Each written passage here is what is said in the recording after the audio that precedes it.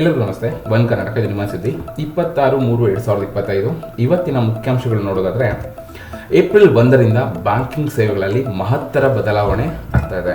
ATM cash withdraw ಶುಲ್ಕ ಹೆಚ್ಚಳ ಮತ್ತು SP ಖಾತೆ ಹೆಚ್ಚು ಹಣಕ್ಕೆ ಹೆಚ್ಚು ಬಡ್ಡಿ ಹೇಳ್ತಾ ಇದ್ದಾರೆ. ಇನ್ನು ಹೌದು, 2025ರ ಏಪ್ರಿಲ್ 1ರಿಂದ ಹೊಸ ಬ್ಯಾಂಕಿಂಗ್ ನಿಯಮಗಳು ಜಾರಿಗೆ ಬರ್ತಿದೆ. ATM ಹಣ ಹಿಂಪಡೆಯುವಿಕೆ, ಉಳಿತಾಯ ಖಾತೆಗೆ ಸಂಬಂಧಿಸಿದ ಎಲ್ಲ ನಿಯಮಗಳಲ್ಲಿ RBI ಸಾಕಷ್ಟು ಬದಲಾವಣೆ ಮಾಡಿದೆ. ATM ವಿತ್ಡ್ರಾ ಸಂಬಂಧಿಸಿದಂತೆ ವಿಧಿಸುತ್ತಿದ್ದ ಶುಲ್ಕ ಕೂಡ ಹೆಚ್ಚಳ ಆಗಿದೆ. ಹಾಗೆ NPCI ಮತ್ತು ಭಾರತೀಯ ರಿಸರ್ವ್ ಬ್ಯಾಂಕ್ ಮೇ 1, 2025 ಜಾರಿಗೆ ಬರುವಂತೆ ನಗದು ಹಿಂಪಡೆಯುವಿಕೆಗಾಗಿ ATM ಇಂಟರ್ಚೇಂಜ್ ಅನ್ನು 17 ರೂಗಳಿಂದ 19 ರೂಗಳಿಗೆ ಹೆಚ್ಚಿಸಲು ಅನುಮೋದನೆ ಕೂಡ ನೀಡಿದೆ. ಇನ್ನು ರಾಜ್ಯಪಾಲರ ಒಂದು ಸೃಷ್ಟೀಕರಣ ಕೇಳಿ ಗ್ರೇಟರ್ ಬೆಂಗಳೂರು ಮಸೂದೆ ಹಿಂದಿರುಗಿಸಿದ್ದಾರೆ. HK ಪಾಟೀಲ್ ಕನ್ಫರ್ಮ್ ಮಾಡಿದ್ದಾರೆ.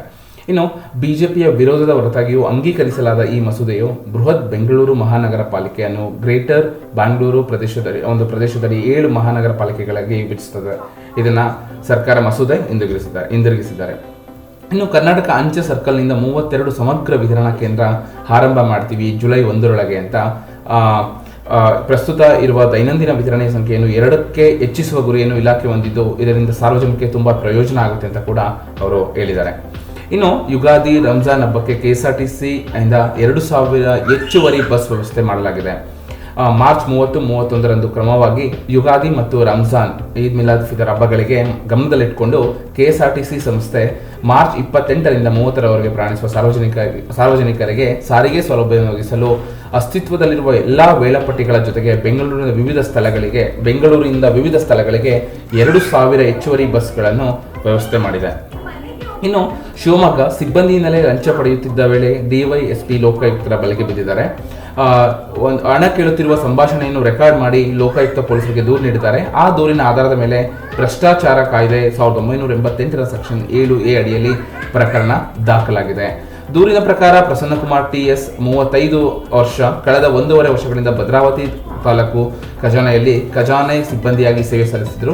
ತಮ್ಮ ಹುದ್ದೆಯಲ್ಲಿ ಮುಂದುವರೆಯಲು ಮತ್ತು ರಜೆ ಸಂಬಂಧಿಸಿದ ಅನುಮೋದನೆಗಾಗಿ ಕೃಷ್ಣಮೂರ್ತಿ 5,000 ರು ಲಂಚಕ್ಕೆ ಬೇಡಿಕೆ ಇಟ್ಟಿದ್ದರು ಎನ್ನಲಾಗಿದೆ. ಇನ್ನು ಬೆಂಗಳೂರು ಮನೆಯಲ್ಲಿ ಸಿಲಿಂಡರ್ ಸ್ಫೋಟವಾಗಿ ತೀವ್ರ ಸುಟ್ಟ ಗಾಯಗಳಿಂದ ಗಂಭೀರ ಪರಿಸ್ಥಿತಿಯಲ್ಲಿದ್ದ ದಂಪತಿಗಳು ಸಿದ್ದೇಶ್ ಹಾಗೂ ಅವರ 4 ವರ್ಷದ ಪತ್ನಿ ಸುಶೀಲಾ ಅವರ ಪರಿಸ್ಥಿತಿ ಚಿಂತಾಜನಕವಾಗಿದೆ ಅಂತ ಪೊಲೀಸರು ತಿಳಿಸಿದ್ದಾರೆ.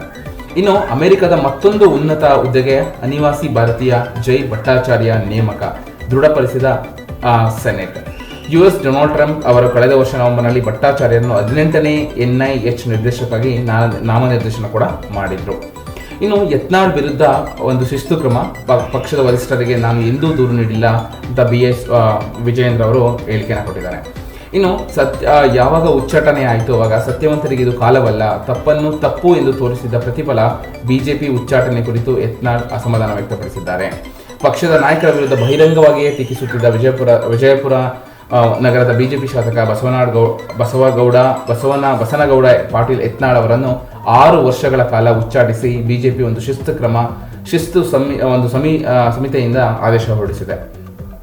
ಇನ್ನು ರಾಜ್ಯದಲ್ಲಿ ಹನಿ ಟ್ರ್ಯಾಪ್ ರಾಜಕಾರಣ, ದೆಹಲಿಯಲ್ಲಿ HDK ಜೊತೆ ಸತೀಶ್ ಜಾರಕಿಹೊಳಿ ಔತಣ, DKಶಿ ವಿರುದ್ಧ ಸಮರಕ್ಕೆ ಸಾಹುಕಾರ್ ಪಣಾನ ಅಂತ ಜನಗಳಲ್ಲಿ ರಾಜ್ಯದ CM ಕುರ್ಚಿ ಮೇಲೆ ಕಣ್ಣಿಟ್ಟಿದ್ದ DK ಶಿವಕುಮಾರನ್ನು ಮಣಿಸಬೇಕು ಎಂದು ಒಗ್ಗೂಡಿದ್ದ ಗುಂಪಿನ ಸದಸ್ಯ ಸಹಕಾರ ಸಚಿವ KN ರಾಜನ್ ಅವರ ಮೇಲೆ ಇದೀಗ ಹನಿ ಟ್ರ್ಯಾಪ್ ತೂಗುತ್ತಿದೆ.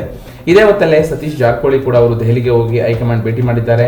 ಜೊತೆಗೆ ಶತ್ರುವಿನ ಶತ್ರು ಮಿತ್ರ ಎಂಬ ನಾಣ್ಣುಡಿಯಂತೆ ಕೇಂದ್ರ ಸಚಿವ HD ಕುಮಾರಸ್ವಾಮಿ ಭೇಟಿ ಮಾಡಿ ಹನಿ ಟ್ರ್ಯಾಪ್ ಮಾಡಿದ ಮಹಾನಾಯಕನ ಬಗ್ಗೆ ಚರ್ಚೆ ಮಾಡಿದ್ದಾರೆ ಎಂಬ ಮಾಹಿತಿ ಕೂಡ ಲಭ್ಯ ಆಗಿದೆ. ಇನ್ನು ಮುಸ್ಲಿಮರಿಗೆ ಮೋದಿ ಮೀಸಲಾತಿ ಕೊಟ್ಟರೆ ಸರಿ, ನಾವು ಕೊಟ್ಟರೆ ತಪ್ಪೆ ಅಂತ ಯತೀಂದ್ರ ಸಿದ್ದರಾಮಯ್ಯನ ಕೂಡ ಇವತ್ತು ಮುಸ್ಲಿಂ ಸಮುದಾಯದ 70% ಜಾತಿ ಮೀಸಲಾತಿ ಕೊಟ್ಟಿದ್ದೇವೆ ಎಂದು ಪ್ರಧಾನಿ ನರೇಂದ್ರ ಮೋದಿ ಅವರು ಹೆಮ್ಮೆಯಿಂದ ಹೇಳಿದ್ದಾರೆ. ಮುಸ್ಲಿಮರಿಗೆ ಮೋದಿ ಮೀಸಲಾತಿ ನೀಡಿದರೆ ಸರಿ, ನಾವು ಕೊಟ್ಟರೆ ತಪ್ಪಾಗುತ್ತೆ ಅಂತ ವಿಧಾನ ಪರಿಷತ್ ಸದಸ್ಯ ಯತೀಂದ್ರ ಸಿದ್ದರಾಮಯ್ಯನವರು ಪ್ರಶ್ನೆ ಮಾಡಿದ್ದಾರೆ.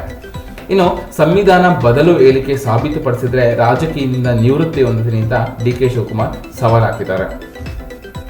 ಇದು ಇವತ್ತಿನ ಮುಖ್ಯಾಂಶಗಳು. ಇದೇ ರೀತಿ ಹೆಚ್ಚಿನ ವಿಡಿಯೋ ಅಥವಾ ರೆಗ್ಯುಲರ್ ಅಪ್ಡೇಟ್ಗಾಗಿ ನನ್ನ YouTube ಚಾನಲ್ ಸಬ್ಸ್ಕ್ರೈಬ್ ಮಾಡಿ ಇದೇ ರೀತಿ ಸಪೋರ್ಟ್ ಮಾಡ್ತಾ ಇರಿ. ಧನ್ಯವಾದಗಳು.